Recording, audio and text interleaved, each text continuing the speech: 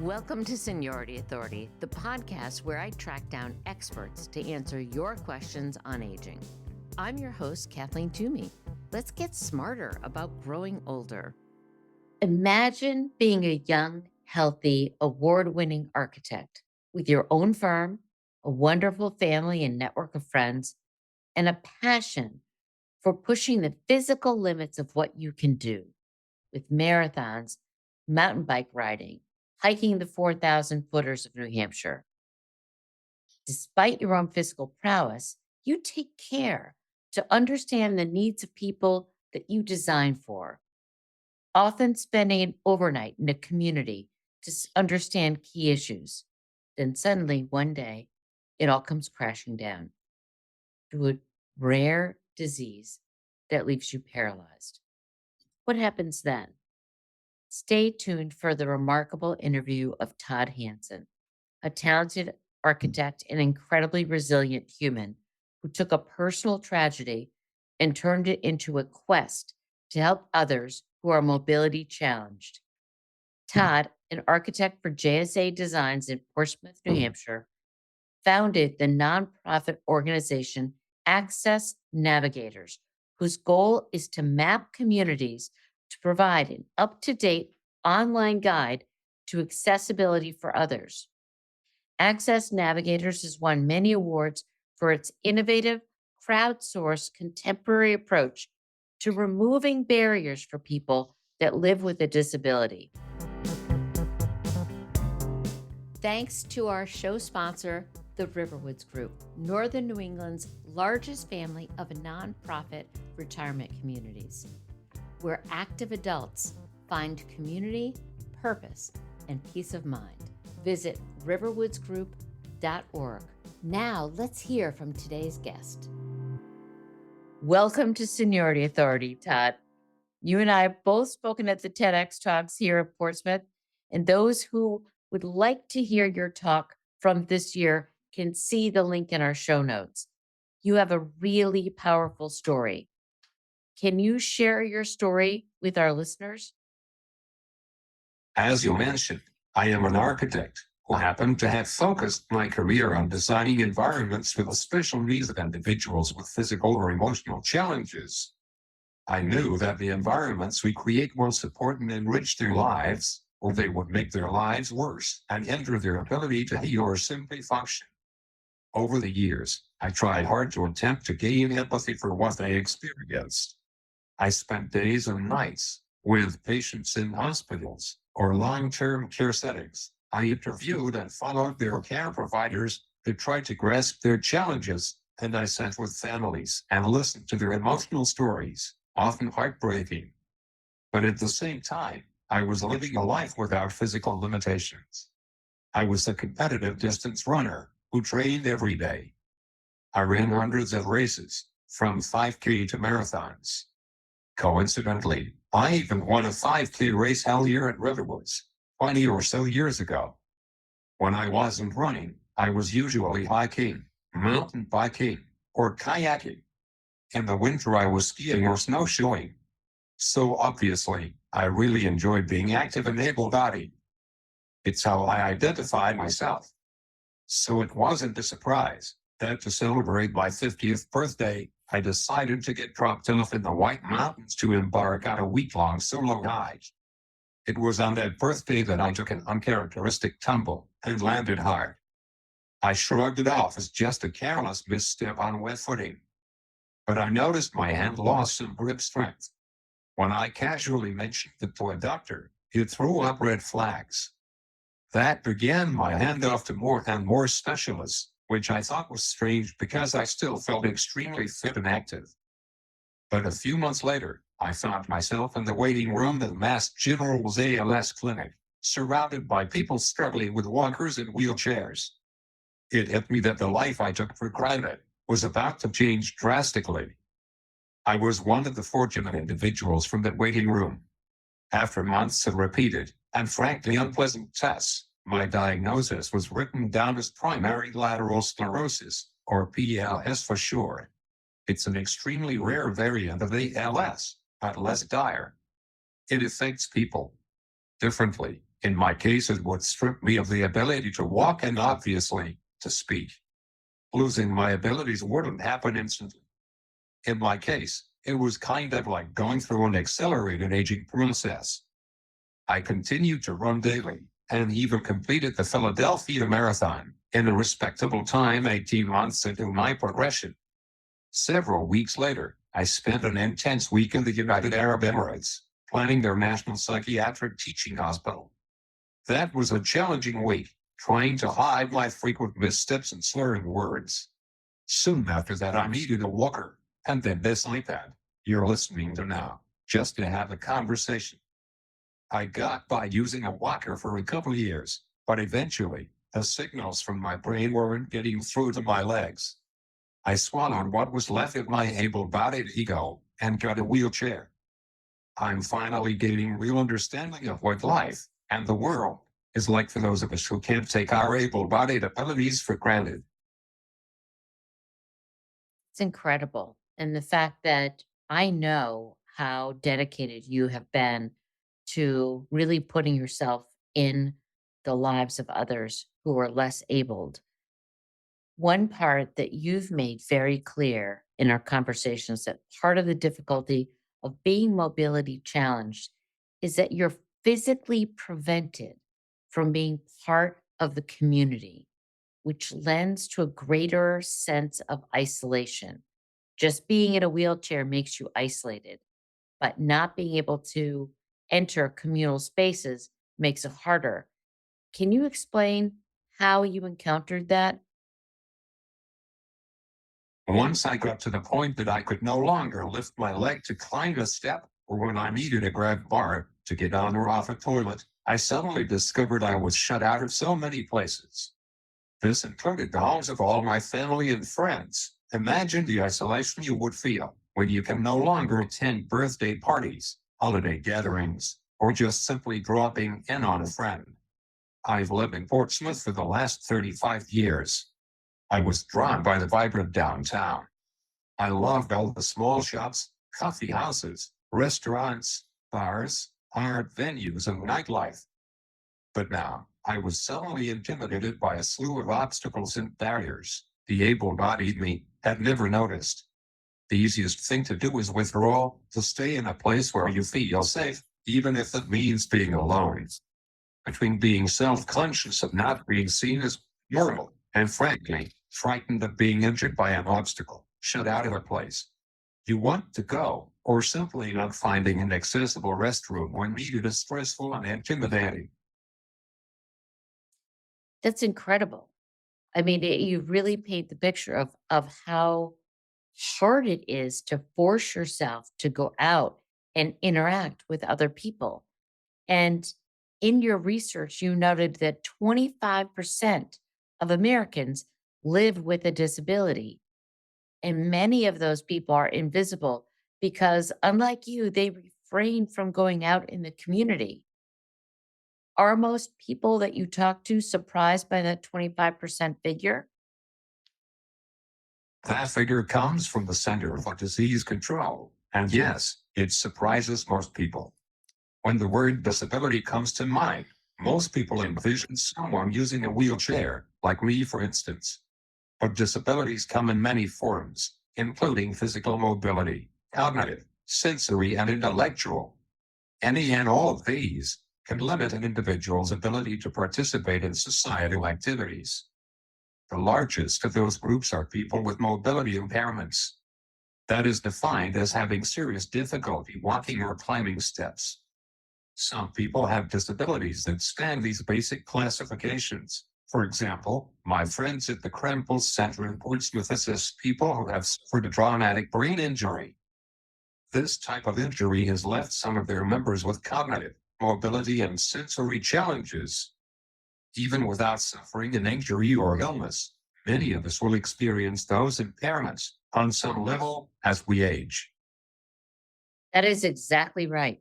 We are all living longer than ever before, and the likelihood of our change in abilities is very clear.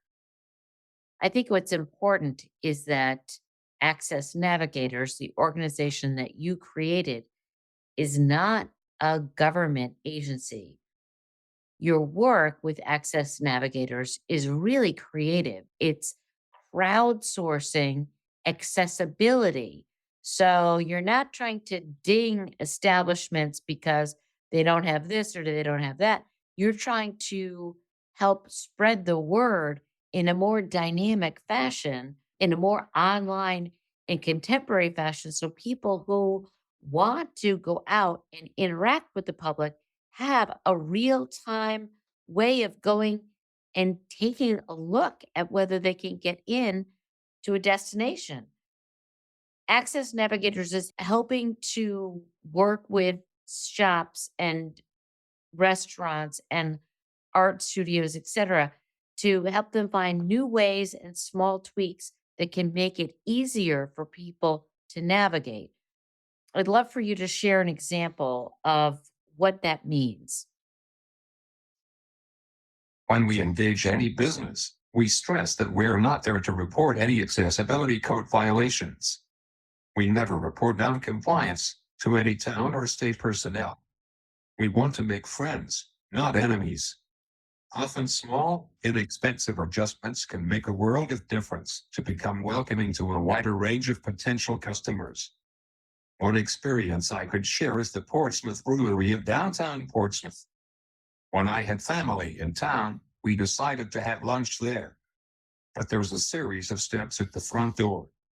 When asked, the server suggested she could open a side door, which connects to a small side dining room, which had been closed that day. We were able to eat lunch, but by ourselves in a lower level, segregated dining area, without access to the accessible restrooms. They accommodated my disability, kind of. But it wasn't the ambience or experience that I had hoped to share with my out-of-town guests. However, when my colleague, Ann Weidman, went back to take a closer look for our Access Navigator assessment, she discovered their back door was totally accessible and led directly into the main dining area and bar, and the accessible restrooms as well. Of course, in a perfect world, the front door would be usable and inviting to everyone equally. But we know our own historic downtowns present these types of challenges. It's helpful to know where and when barriers, such as this, can be overcome. Other examples include simply suggesting minor furniture placement adjustments or moving unfortunately placed plants or signage board or waste receptacles. I love that. And I love that example. For those of you who are listening to Seniority Authority and don't live in New Hampshire, Portsmouth is a beautiful, historic waterfront town with a lot of historic buildings, and there are a lot of limitations. But what I love about what Access Navigators is doing is saying, we want to partner with you and have some creative problem solving. So if it's moving a receptacle or opening the back door so that you can come into the vibrant main dining room, that's all that's needed to be done.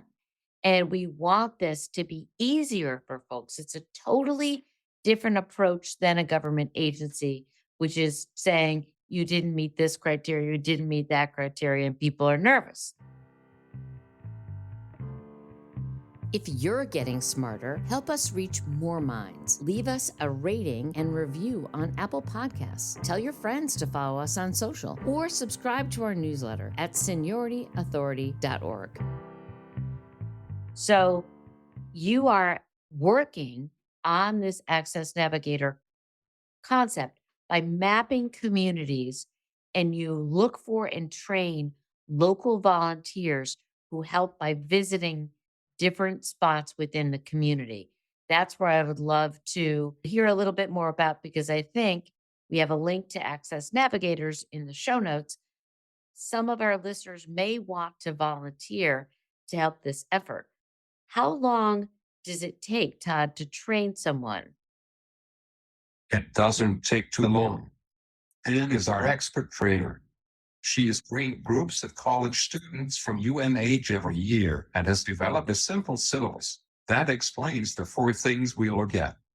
They are the entrance. Is it free of steps, or does it have a ramp, even a portable one? Does the doorway have the necessary clearance? And we'll explain what that means. Once inside, is there a clear path between all the furniture and fixtures? Are the restrooms functional for someone using a wheelchair or a walker? Lastly, where is accessible parking located? It's best if someone sits down with us, but that's not essential. But it's important to us that people be respectful to the business owners. We strive for making allies and not be adversarial.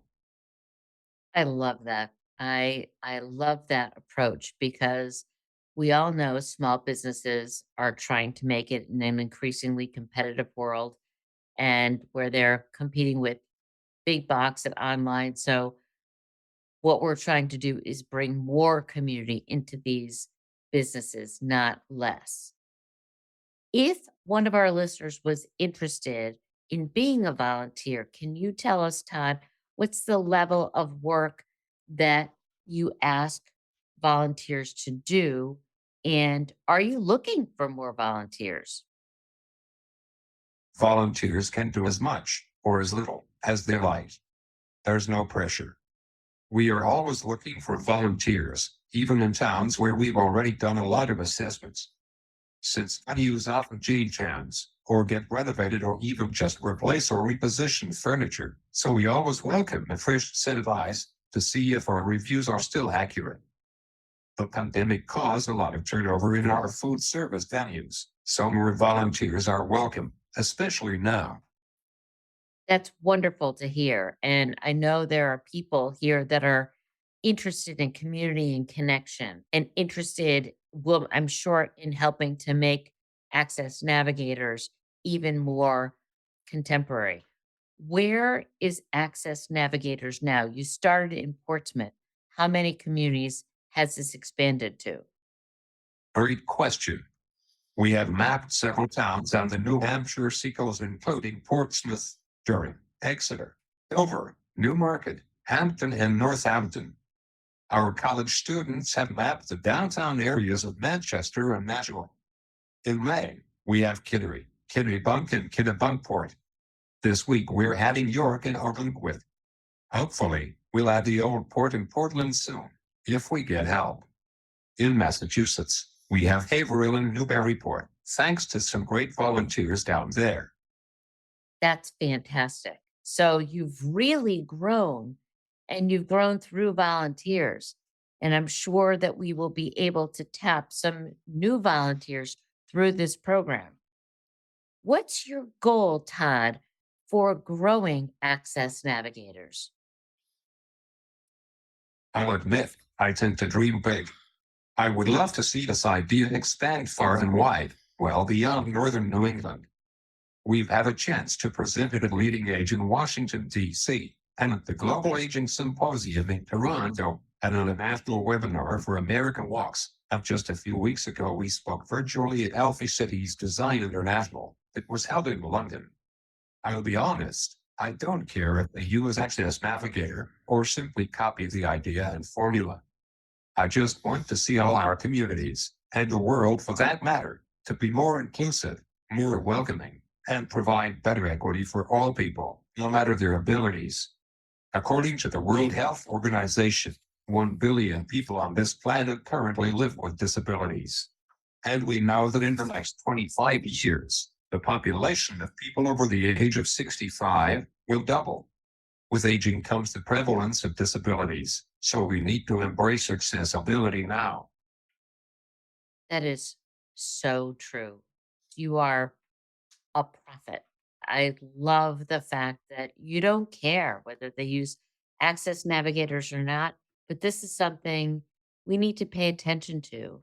And what's brilliant about this idea is that you, working with Anne as your trainer, have boiled it down so it's very simple to understand if a place is accessible and to understand how to make some small changes so that a place is more accessible. What advice do you have to someone who might be listening who wants to bring Access Navigators to their town? Please reach out to us.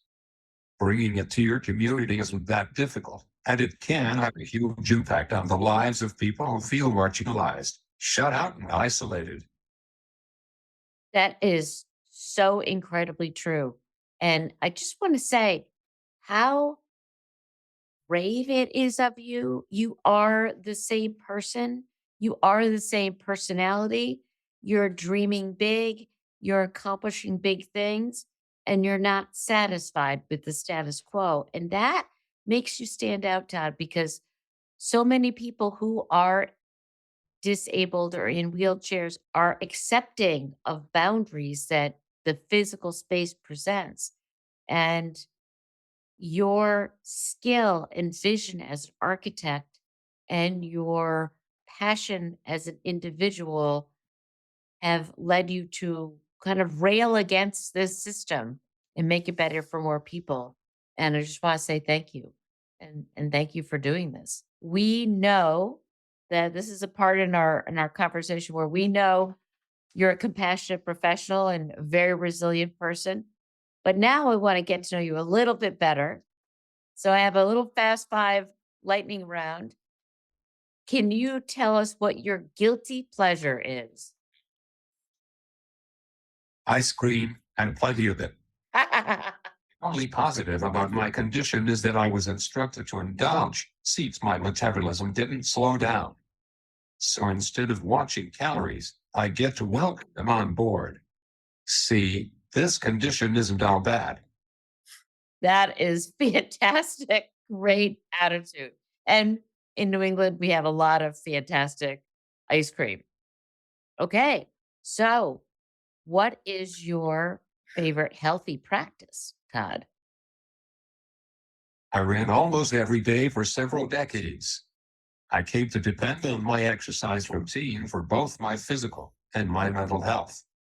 My biggest fear back in those days was that I'd hurt my knees and not be able to keep running. Now I have recumbent exercise bike, and I pedal for at least half an hour daily. The good news is that my knees are still fine. And you have still a good sense of humor, obviously. I think that is so critical. Exercise is so important mentally to all of us. Tell us what is guaranteed to make you laugh. I became a grandpa this year. Granddaughter, Evie, is down in Philadelphia, but I get surprise FaceTime calls a couple times a week. She always smiles. I mean, always. She is the happiest kid I've seen and is fascinated to see me on the screen. Also, as a runner, I forged a strong bond with a great collection of running friends. We always gathered for long weekend runs, often in the worst imaginable weather. But no matter if it was 95 degrees or -10, we laughed every time, through every run. Now these same guys come to my house once a month to share local craft beers, play nickel and dime poker, and laugh at each other. Is fantastic. I do have to say, I being a much smaller level of runner, the people that you do make friends with in running are some pretty remarkable people. And it's so good that that bond is still strong and that they're there to laugh with you. Tell us about the last book that you loved. Alice for the People by Eric Klinenberg. He explains how a social infrastructure can help fight inequality, polarization, and the decline of civic life. His book gives incredible examples of the dire impact that isolation has on health, longevity, and the social quality of our communities. It really hit home for me and reinforces the importance of efforts like Access Navigators. God knows our society can't get more polarized than that is right now. Hopefully, we can find some way to heal and come back together again. Swedenborg gives us a sliver of hope. That sounds fabulous. I'm going to pick that up. Houses for the People by Eric Klinenberg. We will put the link to that in the show notes. I don't care how many people I talk to, whether it's neuropsychiatrists, whether it's social psychiatrists, now architects, connection and community is so important to our physical health. It's incredible. So I would love to read that. Okay, you've traveled a lot of places, you've been a lot of places. What is your favorite escape now, Todd? I had to dump out the bucket list of things I hope to do someday. My favorite escape was heading to the White Mountains to explore a trail I've never been to before. I dreamed of hiking the Appalachian Trail someday. It took some time, but I finally discovered the importance of living in the moment. Now I look forward to Monday mornings and no longer take even going to work for granted. That's amazing. That is probably the most moving answer I have had in almost 45 of these podcasts, that getting up on Monday morning, going to work is something to cherish. You have given us a lot to think about and to cherish, Todd, and I am in awe of your resilience and your attitude and your huge, beautiful smile that you've got on your face right now and that you've had for the entire conversation. It's just so moving to me. And I want to say, if anybody's listening and they have even a shred of time, join this work, make this community more accessible for other people so that we can have a better world. That's our show for today. If it helped you think differently, will you help me? Go to the Seniority Authority page on your podcasting app and hit either the plus, heart, favorite, or subscribe button so you don't miss out. And tell your friends so we can all get smarter about growing older.